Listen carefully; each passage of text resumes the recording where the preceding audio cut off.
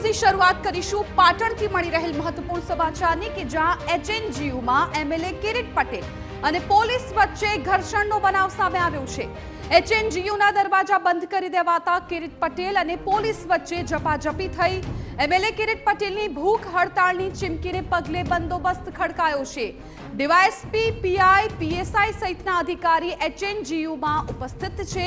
રૂસા હોસ્ટેલમાં દારૂની મહેફિલ મામલે ફરિયાદ નહીં નોંધતા આખો વિવાદ સર્જાયો છે। કોલેજોને બિનઅધિકૃત જોડાણ આપવા બાબતે વિવાદ, યુનિવર્સિટીમાં વિદ્યાર્થીઓની હાલાકી અને શિક્ષણ સહિતના મુદ્દે પણ અત્યારે વિવાદ છે એ ચાલી રહ્યો છે। તો અત્યારે એચએનજીયુમાં એમએલએ કિરીટ પટેલ અને પોલીસ વચ્ચે ઘર્ષણ થયું હોવાની જાણકારી મળી રહી છે। એચએનજીયુના દરવાજા બંધ કરી દેવાતા કિરીટ પટેલ અને પોલીસ વચ્ચે ઝપાઝપી થઈ હતી। ખાસ કરીને થોડા દિવસ પહેલા જે રીતે દારૂની મહેફિલ ઝડપાઈ હતી ત્યારબાદ આખો વિવાદ છે એ સામે આવ્યો હતો। અમારા સંવાદદાતા સુનિલ પટેલ આ મામલે વધુ જાણકારી આપી રહ્યા છે। સુનિલ, અત્યારે એચએનજીયુ કોલેજમાં શું સ્થિતિ છે? ચોક્કસ કહી શકાય તો હાલમાં પણ જે ઘર્ષણના દ્રશ્યો છે ક્યાંક ના ક્યાંક યથાવત છે। ડોક્ટર કિરીટ પટેલ ધારાસભ્ય અને પોલીસ વચ્ચેની જે ઝપાઝપી છે જે કહી શકાય તો ખૂબ જ મોટા પ્રમાણમાં ઘર્ષણ નો મામલો સામે આવી રહ્યો છે। હાલમાં જ એચએનજીયુ ખાતે ડોક્ટર કિરીટ પટેલ ધારાસભ્ય છે તે પોતે અલગ અલગ 28 મુદ્દાઓ સાથે આજે ભૂખ હડતાલ ઉપર ઉતર્યા છે। તેને લઈને ડીવાયએસપી સહિતના જે પોલીસ અધિકારીઓનો કાફલો પણ ખર્ચી દેવાયો હતો, પરંતુ ક્યાંક ના ક્યાંક કહી શકાય તો ભૂખ હડતાલને લઈને પોલીસ ક્યાંક ના ક્યાંક કહી શકાય તો ખૂબ ભારે ઘર્ષણના મૂડમાં હતી। અને તે દરમિયાન જ્યારે કિરીટ પટેલ છે તે તાળાબંધી કરવા મામલે જ્યારે યુનિવર્સિટી કુલપતિ ના ઓફિસ સુધી પહોંચતા વચ્ચે ક્યાંક ના ક્યાંક પોલીસ અધિકારીઓ અને કિરીટ પટેલને રોકવાનો પ્રયત્ન કરતા કેટલાક પોલીસ કર્મચારીઓ દ્વારા ધારાસભ્ય કિરીટ પટેલ પર હુમલાના પ્રયાસો પણ કર્યા હોય, મારામારી જેવા દ્રશ્યો પણ સર્જાયા।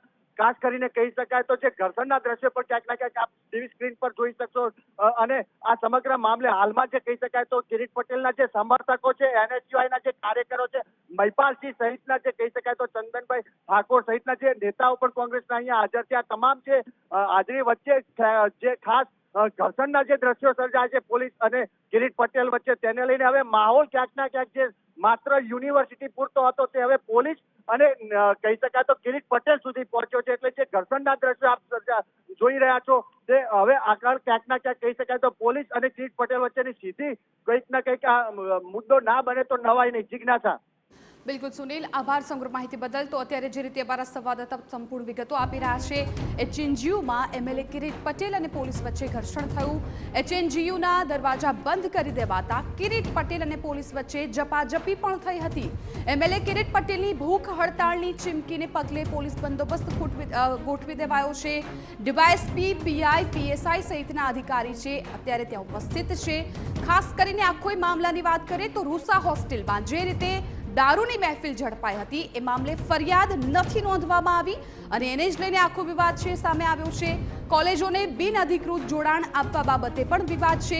યુનિવર્સિટીમાં વિદ્યાર્થીઓની હાલાકી અને શિક્ષણ સહિતના મુદ્દે પણ વિવાદ થઈ રહ્યો છે। આ સમગ્ર બાબતોને ધ્યાનમાં રાખીને આખો વિવાદ છે એ સામે આવ્યો હતો અને ઘણી માંગણીઓ છે જેને લઈને એમએલએ કિરીટ પટેલ છે એ કોલેજ સુધી પહોંચ્યા, પરંતુ ત્યાં દરવાજા બંધ થઈ જતા પોલીસ અને એમએલએ વચ્ચે ઘર્ષણનો બનાવ છે એ બન્યો છે।